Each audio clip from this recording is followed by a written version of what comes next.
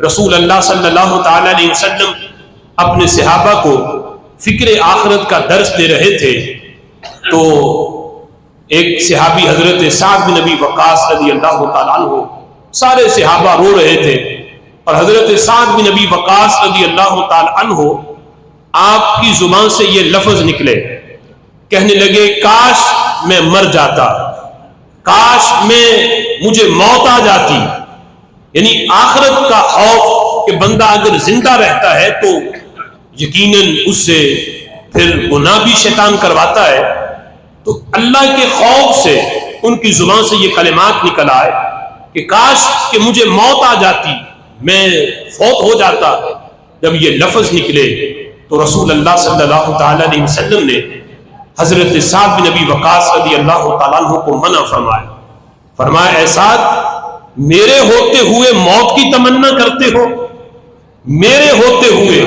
موت کی تمنا؟ فرمایا سعد تم تو خوش نصیب ہو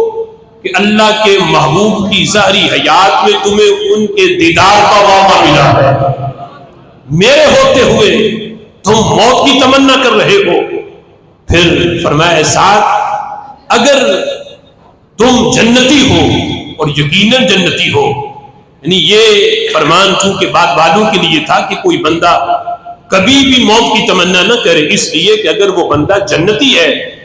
تو خالق کائنات جل جلالہ اس بندے کو جنتیوں والے اعمال کرنے کی توفیق دیتا ہے، اور اس کی زندگی کا ہر لمحہ اس بندے کو جنت کے قریب کرتا ہے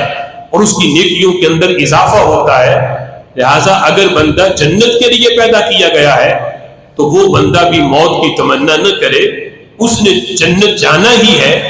لیکن اگر زندگی لمبی ہوگی، اعمال اچھے ہوں گے تو خالق کائنات جل جلالہ اسے